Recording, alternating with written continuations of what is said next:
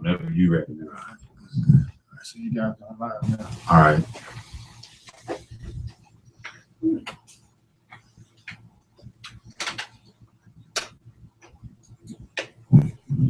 Hello, and again, we thank you for coming and joining us here at the Bible at Plainview, which we air every first Sunday of the month. I'm Brother Jediah. Having reading with us is Brother DeMarcus. Our name's not important, it's what we do that matters most. What we're going to do is present the gospel to you. We have Brother DeMarcus in the first 30 minutes of our class to discuss Be Ye Transformed. Right now, I'm going to be dealing with church being on Sunday. Is this the day that we're supposed to have our holy convocation? Is this the day we're supposed to go to church? This is what we're going to deal with. 78.4% of Americans are Christians. And when I say that 78.4% of Americans go to church, they pretty much go to church every Sunday. That's the broad gate, brothers and sisters. It's 2.1 billion Christians worldwide. That's a third to a fourth of the world population. Christianity is basically what we say the dominant or the most, the highest percentage of the people on this planet. And what we're here to share with you today is that Christianity has imparted upon the world lies. Now, are we Christians? Yeah, I think a brother called me the other day a New Age Christian. And I told him I'll take that. Yeah, we Christians, we do what the Bible teaches. And what we're going to learn today is that the Bible teaches us that the day that we're supposed to go to church on is the Sabbath day, which is the seventh day of the week. Right. So what we're going to do is we're going to go ahead and get into our study here. We're going to pick this up in Leviticus chapter 23. And again, we're going to deal with church being on Sunday. Church being on Sunday. And it's Leviticus 23. When you get to verse 1, you can go ahead and read. And the Lord spake, and the Lord spake unto Moses, saying, speaking to the children of Israel, and saying unto them concerning the feast of the Lord, which ye shall proclaim to be holy convocations. So notice here it's telling you, the Lord is speaking to the children of Israel. And he's saying these are his feasts. And then he said, these are holy convocations. This is where church comes from. Convocate means church. It means to be called to a gathering or an assembly. So again, we're in Leviticus chapter 23, and we had verse 2 of the King James Bible. And it said, the children of Israel was told by the Lord to have a holy convocation.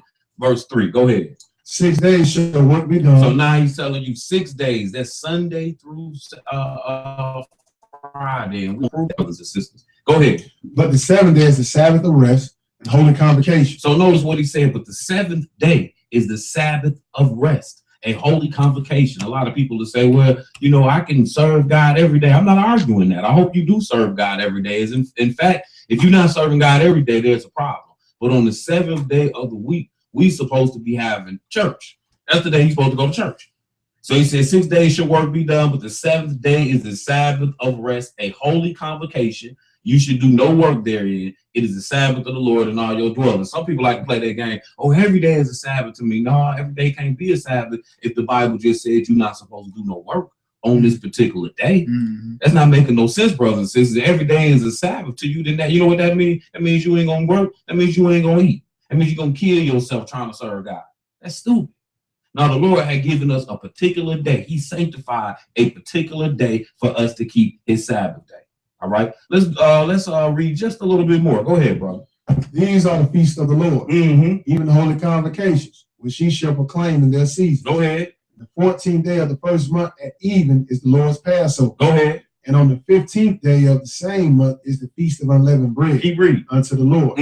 7 days you must eat unleavened bread. Right. And the first day you shall have an holy convocation. Ye shall do no servile work therein. Now, see, the reason why I went ahead and read this is because, brothers and sisters, one of the things that the world has tried to give us to make us change our Sabbath day is when you go into the New Testament, which we may not do. We might not have time to do that today. But when you go into that New Testament, they try to tell you that, Sunday, Jesus had rose on Sunday and that he died the day before Good Friday or whatever. Well, brothers and sisters, the Lord died on Passover. And when he died, it was the middle of the week. Right. He rose, he was resurrected when they got there Sunday morning, when it was still dark. But that's a whole nother topic. But at the same time, it's not, because people have taken that and have ran them up and tried to build a doctrine saying that the Lord, we serve sunrise service. But I'm going to show you about that sunrise service. But before we go any further, we're going to go in here and look at this Funk and Wagner New Standard Encyclopedia. And it's funny that they call it New Standard Encyclopedia,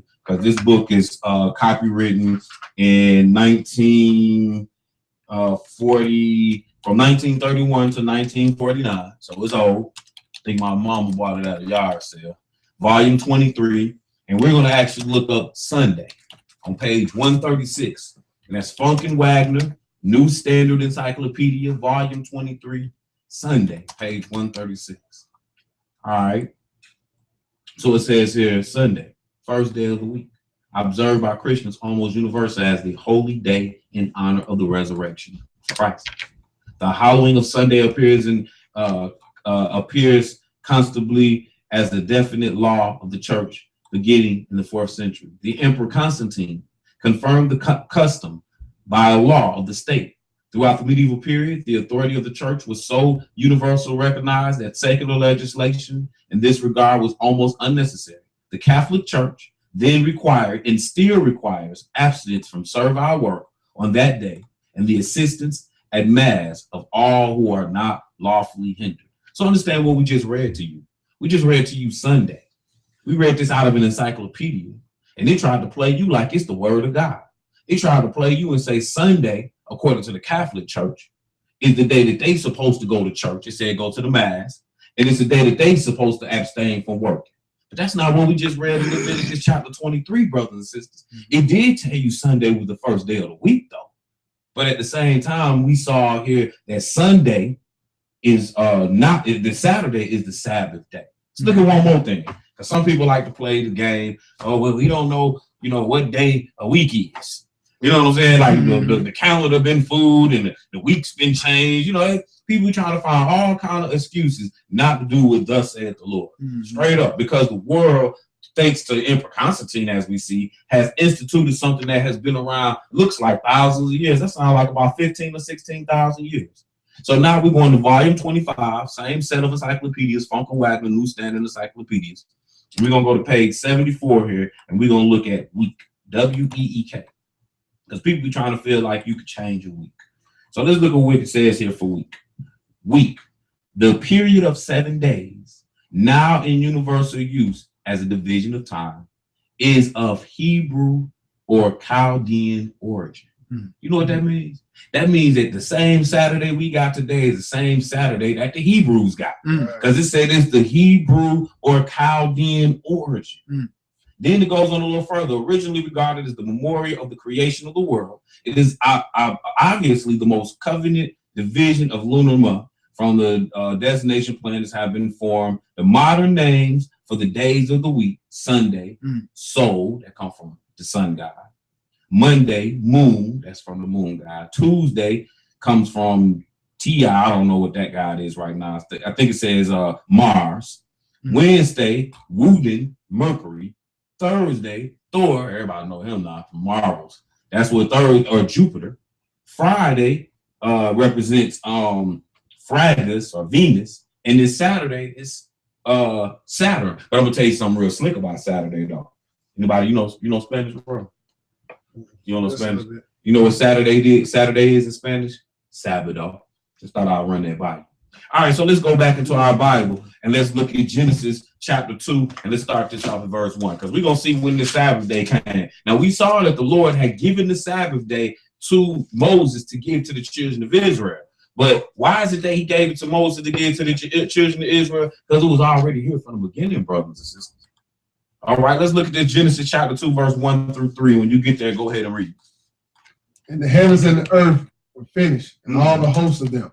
And on the 7th day, God ended his work which he had made, and he rested on the 7th day from all his works which he had made. Right. God blessed the 7th day and sanctified it, because that in it he had rested from all his works which God created and made. So notice what it says. Now, when you read the 10 Commandments, it say, remember the Sabbath day to keep it holy. Then it turns around and tell you that in the 10 Commandments, now I'm gonna quickly quote it to you so you can see. It says in the 10 Commandments, and I'm just so you know, I'm reading off Exodus chapter 20, verse 8. And the reason I'm doing this real quick is because you know it.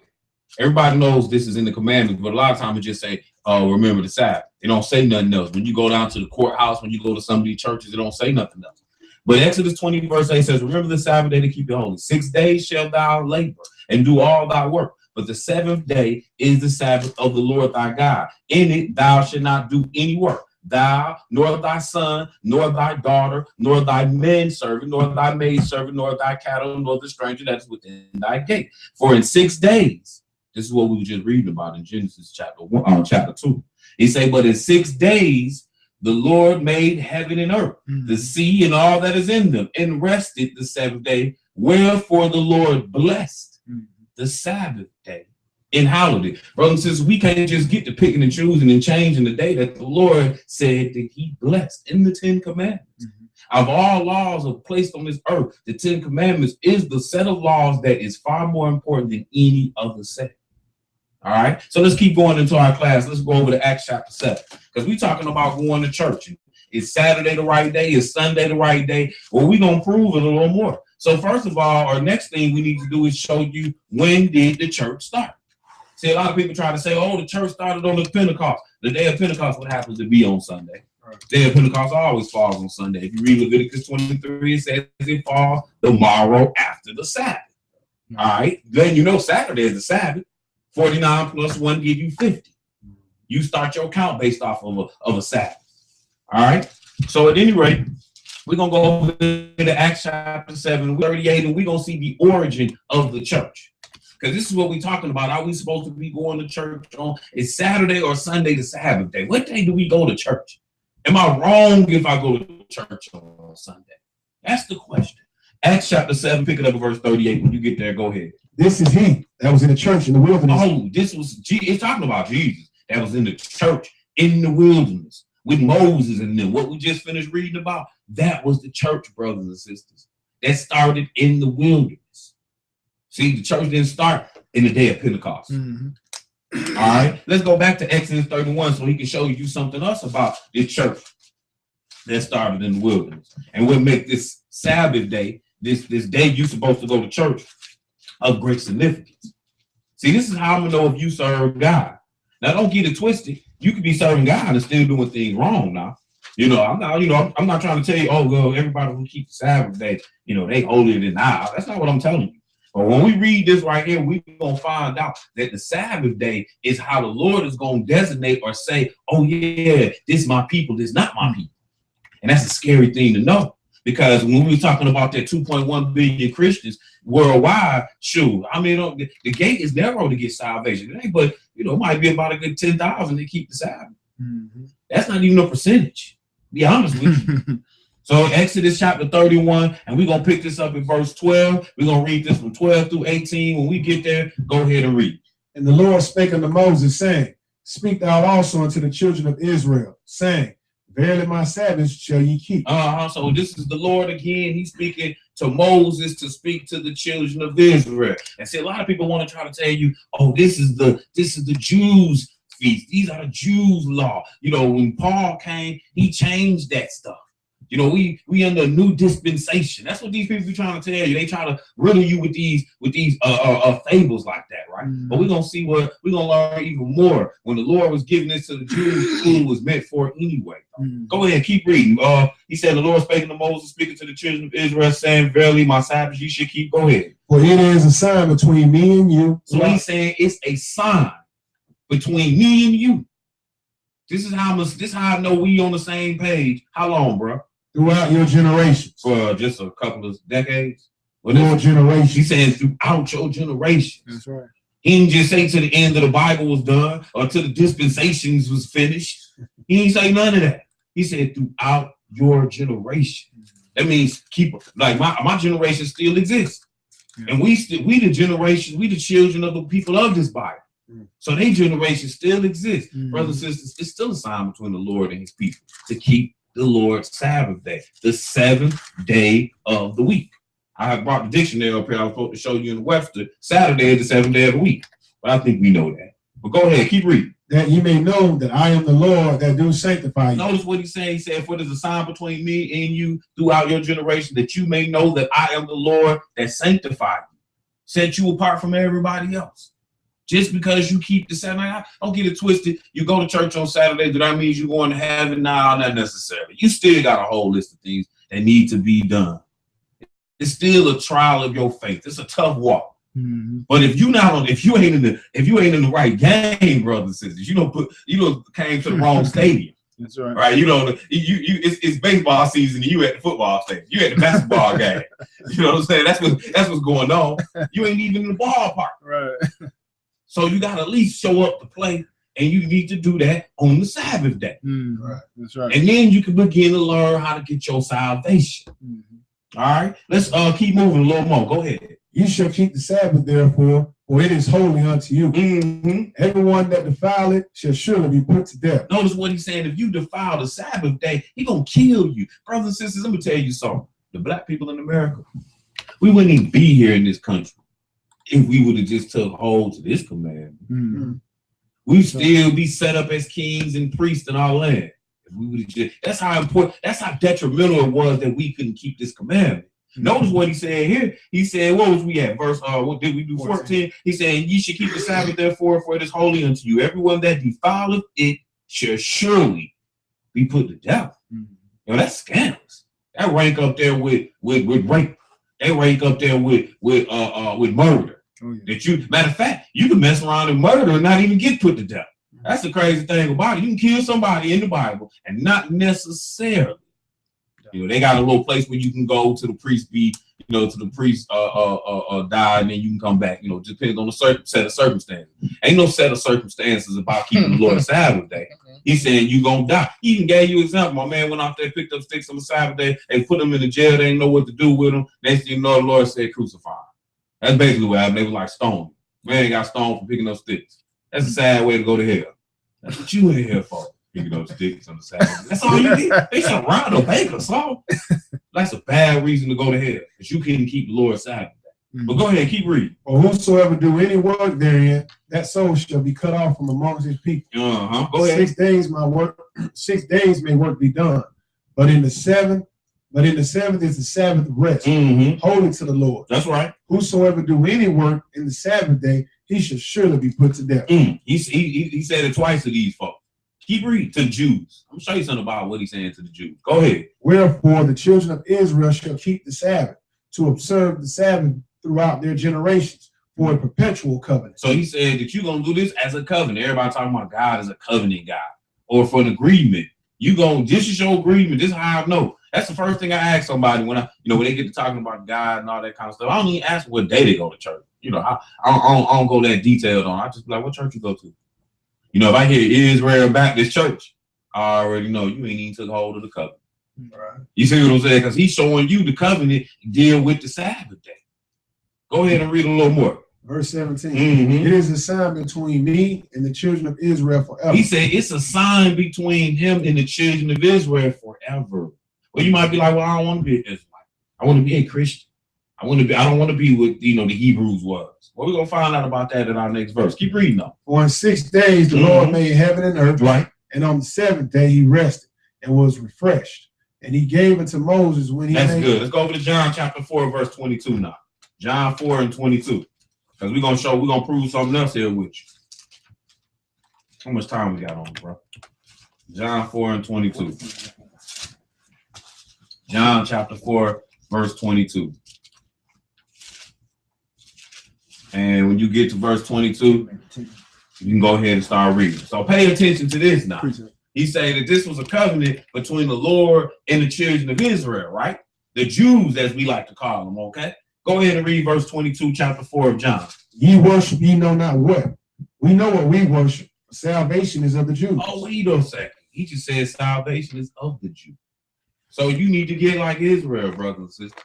You go to Exodus 19, he tell you that, I set you up a peculiar nation to be kings and priests to the world. The children of Israel are supposed to be your preacher.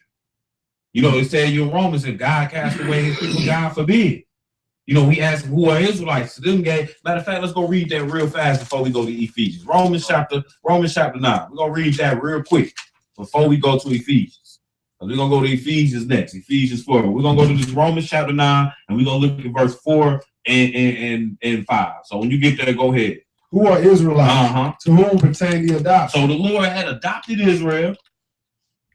The glory. Okay, they got the glory. Go ahead. And the covenant. Right. And giving of the law. Oh, so the giving of the law was given to the children of Israel. It wasn't given to the Gentiles.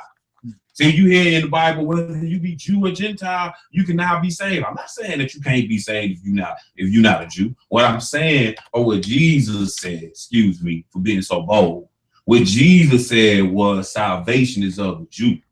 So what we saying to you is you might want to get what they got. And the covenant, as we read, was made with the children of Israel. Remember, we read earlier out the encyclopedia that Rome told you church was now on Sunday. Back in the Bible day, they was going on Saturday, no questions asked. The Sunday was actually the day they worshiped the sun. But go ahead and read a little more. And the service of God and the promises, who are the fathers. All that stuff belongs to the services of God, and the promises, that stuff belongs to the children of Israel, and that stuff is God's, the fathers. Why are you talking about Jehovah God? You see what I'm saying? Those who want to be Jehovah's Witnesses, when you want to talk about the Father, well, he gave stuff to the children of Israel, and you don't even want to do what they do. So we'll roll over here to Ephesians chapter 4 now. Ephesians chapter 4. He's one of the writers of Paul. Let's go read one verse here. Ephesians chapter 4, and we're gonna start this off at verse. I want to say verse 4. Ephesians chapter 4 and verse 4. When you get there, go ahead and read. There's one body, one spirit. That's right. Even as ye are called in one hope of your calling. Go ahead. One Lord, right. One faith, right. One baptism. It's only one way to do it, brothers and sisters. Don't let Oprah Winfrey lie to you and tell you that everybody can take their path to salvation. That's not true, brothers and sisters. There's only one way. It's not in Islam and in Buddhism and Taoism. You know, we can't go to the monk and go to the priest like the Roman Catholics and go to your altar call on Sunday morning. There's only one way that the Bible teaches for you to get salvation, brothers and sisters. And this way is the way that the children of Israel have been established. All right, let's move over here to our next scripture. Let's go to Matthew chapter 5. Matthew chapter 5. And we're going to pick this up in verse, Matthew chapter 5, and we're going to pick it up in verse 16. Matthew 5 and verse, we're actually 17. All right, so there's only one way, and you know, some people feel like it's been changed. Let's see if it has. Go ahead. Think not that I have come to destroy the law, right, or the prophet. This is when Jesus came, because people will be trying to think that Jesus changed something. He said, think not that I came to destroy the law or the prophets. Go ahead. I am not come to destroy. He said, I didn't come to destroy anything. Go ahead. But to fulfill. He said, I came to fulfill what was written of me. Go ahead, keep going. Verily I say unto you, right, till heaven and earth pass, one jot, right, one tittle shall in no wise pass from the law, till all be fulfilled. He said, look here. I say unto you, heaven and earth shall not pass, till one jot or one tittle shall in no wise pass from the law, till everything is fulfilled, till everything is done. So that means we still got to keep the commandments, brothers and sisters. All that stuff we read throughout your generation, heaven and earth is still here, so we still got to deal with it. Let's move over to read verse 19. It's important too. Whosoever therefore shall break one of these least commandments and shall teach man so, he shall be called least in the kingdom of heaven. So he said, if you break the least of the Lord's commandments and you teach men so, you're going to be called least in the kingdom of heaven. That's what's going to happen. But go ahead. But whosoever shall do and teach them, the same shall be called great in the kingdom of heaven. I would advise you to do and keep the commandments. That's what I would advise you to do. Let's move over here to Matthew chapter 15. We got one more after this. You ain't even going to touch the backpack. You didn't even know that existed, did you? Okay. You didn't know this page existed. That's the long version. That's the completed version. Matthew 15, and we're going to look at verse 3 real quick. We'll look at verse 3. And we're going to jump in here. We're going to jump around in here, then we're going to our last place. So when you get there, go ahead. But he answered and said unto them, why do ye also transgress the commandments of God by your tradition? See, and that's what has taken place, y'all. We have broken the commandments of God with our tradition by going to church on Sunday. Right. Now watch what he said a little later in the same chapter. Pick it up in verse 7. Ye hypocrites. Well then Isaiah prophesied of you, saying, go ahead. This people draw near unto me with their mouth, no doubt, and honor me with their lips, but their heart is far from me. Right. But in vain they do worship me, teaching for doctrines the commandments of men. That's what we doing when we telling you to go to church on Sunday. I read it to you out the encyclopedia about Sunday and where it came from. Just a regular old encyclopedia. You can go look it up. You online watching the class. You can go look it up anywhere you choose. It's going to tell you the same thing about Sunday, same thing about the week, and it's going to tell you Saturday is the seventh day of the week. When you look up Sunday, it's going to tell you Emperor Constantine around 321, 324, 325, somewhere in there, he changed it to Sunday. He had a vision, you know, about a cross, He's worshiping the sun god. That's what it was all boiled down to. That's what Sunday come from. It's the worship of the sun god. Let me show you about that worship of the sun god. Let's go to Ezekiel chapter 8. So in vain, people, we do worshiping. In vain, we worship God, keeping the doctrine and commandments of men. So we supposed to be doing this based off the commandments of what the Lord say. That's all. Just that simple. So when I stand before my maker, I can be like, yeah, I seen what you wrote. I did what you said, or I didn't do. My bad. One way or the other. You know, but don't let yourself go to church and your pastor tell you, oh no, some dispensation. You know, or we can keep the Sabbath every day. You know, all that foolishness. They tell you that type of stuff. You gonna stand the guy with that? You know, you don't research that out to make sure that's right. Because this ain't even take 30 minutes for me to prove to you what day we supposed to go to church on. It's the 7th day of the week. But let's look at this sun god real quick. So let's pick this up, Ezekiel chapter 8. We're gonna jump around in this chapter 8 real quick. Verse 1. Go ahead. And it came to pass in the 6th year, the 6th month, and the fifth day of the month, as I sat in my house, and the elders of Judah sat before me, that the hand of the Lord God fell there upon me. Go ahead. Then I beheld, and lo, in likeness as the appearance of fire, from the appearance of his loins, even downward fire. So an angel came to him, basically. So let's get down and we're gonna see what this angel started to show him. So let's just skip over to verse 6. Go ahead. And he said furthermore unto me, Son of man, seest thou what they do? Even the great abominations that the house of Israel commit here, that I should go far off from my sanctuary? But turn thee yet again, and thou shalt see greater abominations. So he about to start showing them these great abominations, right? Pick this up and skip down to verse 12. Go ahead. Then said he unto me, Son of man, hast thou seen what the ancients of the house of Israel do in the dark? Every man in the chambers of his imagery? Right. For they say, the Lord see us not. The Lord hath forsaken the earth. Go ahead. He said also unto me, turn thee yet again, and thou shalt see greater abominations that they do. Then he brought me to the door of the gate of the Lord's house, which was toward the north. And behold, there sat women weeping for Tammuz. So they was dealing with Easter. That's what Tammuz is. We're going to skip down to verse 16. We're going to look at the greater abomination. It kept going deeper, how great the abomination they was doing. Now watch this last abomination that we're going to read about in verse 16. Go ahead. And he brought me into the inner court of the Lord's house. So he brought him to church. Go ahead. And behold, at the door of the temple of the Lord, between the porch and the altar, were about 25 men. What happened? With their backs toward the temple of the Lord. He said their backs was toward the temple of the Lord, but the Lord said we supposed to face the temple. Go ahead. And their faces toward the east. And they worshiped the sun toward the east. Oh, and they was worshiping the sun. This was a great abomination that the Lord was saying. This is what we doing now, y'all. That's why when you go to church, they got all these sun raises around the pictures of Jesus and around all the murals that hang around. All this stuff is about dealing with the sun. One last place, since we're in Ezekiel, let's go over to chapter 33. Ezekiel 33, try to get there quickly if you can. And again, you know, we do this every first Sunday of the month. And, you know, next month we will be bringing to you our Black History series. We'll have me and Brother Nate and Brother DeMarcus and maybe another special guest, and we'll try to bring you the Black History. But we're going to look at this last verse here, Ezekiel chapter 33, and let's pick this up at verse 29. When you get there, go ahead and read. Then shall they know that I am the Lord, when I have laid the land most desolate because of all their abominations which they have committed. Yeah, like worshiping the sun. But watch this. Also, thou son of man, the children of thy people still are taken against thee by the walls. And talking against thee by the walls. Go ahead. And in the doors of the house. That's right. And speak one to another. What they do. Every one to his brother, saying, come, I pray you, and hear what is the word that come forth from the Lord. So they saying, come hear the word that come forth from the Lord, right? Go ahead. They at church now. Go ahead. And they come unto thee as the people come. And they coming like the Lord's people, right? And they sit before thee as my people. And they sit in the congregation like the Lord's people, right? And they hear the words. And they will not do them. Go ahead. For with their mouth they show much love. Right. But their heart go after their covetous. So, brothers and sisters, I hope we got some understanding in the name of Jesus. He said here, they hear the words, but they will not do them. And I just hope, brothers and sisters, that we can start learning to be obedient to the Lord. And I thank you for your time. The next segment will be Brother Nate teaching about the Antichrist. Stay tuned. Praise the Lord.